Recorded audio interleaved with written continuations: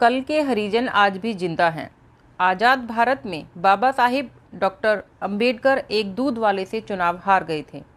हालांकि यह लोकतंत्र की ताकत थी और हारना लाजिमी था, क्योंकि बोरकर नाम के इस व्यक्ति को पार्टी ने टिकट ही बाबा साहिब को हराने के लिए दिया था। गजब की पटकथा लिखी गई और साम दाम दंड भेद सब आजमाए गए और दूध वाला व्यक्ति चुनाव जीत गया। बाबा साहिब के पास योग्यता थी, काबिलियत थी, शिक्षा थी, ज्ञान था, लेकिन स्वाभिमान गिरवी रखने की नीयत नहीं थी। नतीजा, बाबा साहिब बुरी तरह चुनाव हार गए। लोग उन पर व्यंग्य करने से भी नहीं कतराते थे। समाज भी उन्हें उस वक्त समझने की क्षमता नहीं रखता था और ऐसा हर दौर में होता रहा है। बात 1952 की है। प्रथम चुनाव में जब बाबा साहिब अंबेडकर चुनाव हारे थे और बोरकर चुनाव जीते थे, तब बोरकर बाबा साहिब अंबेडकर से अपना रुतबा दिखाने के उद्देश्य से मिलने गए।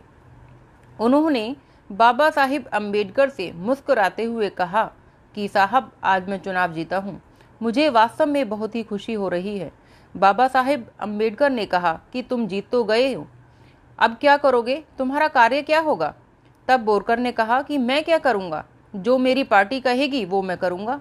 उन्होंने जिताया है तो उनकी नीति का सम्मान करूँगा। आखिरकार इतनी बड़ी जीत संभव ही पार्टी की वजह से हुई है, अन्यथा नेता तो और भी बहुत थे। तब बाबा साहिब अंबेडकर ने पूछा कि तुम सामान्य सीट से चुनाव जीते हो? बोरकर ने कहा, नहीं, मैं सुरक्षित सीट से चुनाव जीता हूँ, जो यकीनन आपकी मेहरबानी से संविधान में दिए गए और आपके अधिकार के तहत ही जीता हूँ। ओपन सीट से कहाँ जीत सकता था? सीट ओपन होती तो ये लोग जिताना तो दूर की बात, लड़ने तक न देते। बाबा साहिब अंबेडकर ने बोरकर को चाय पिलाई और भविष्य के लिए शुभकामनाएं दी। बोरकर के जाने के बाद बाबा साहिब हंस रहे थे। तब नानक चंद रत्तू, जो बाबा साहिब के सहयोगी थे, उन्होंने पूछा कि साहब, आप क्यों हंस रहे हो? ऐसी क्या बात है कि आप इसको जवाब देने की बजाय हंस रहे हैं? बाबा साहिब अंबेडकर ने कहा, बोरकर अपने समाज का नेतृत्व और प्रतिनिधित्व करने की बजाय अब पार्टी के हरिजन बन गए हैं।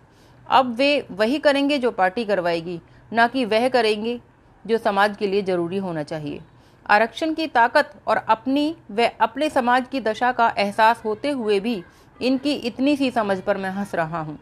आजकल हमारे समाज के सांसद, विधायक, हर नेता अपने समाज का प्रतिनिधित्व बजाय पार्टियों के हरिजन नेता बनकर ही रह गए हैं। यह बात बाबा साहिब अंबेडकर ने 1952 में ही कही थी, कि जो आज तक सार्थक सिद्ध हो रही है। जब तक नेताओं में स्वाभाविक और आत्मसम्मान की भावना जागृत नहीं होगी, समाज में प्रतिनिधि नहीं बल्कि गुलाम पैदा होते रहेंगे।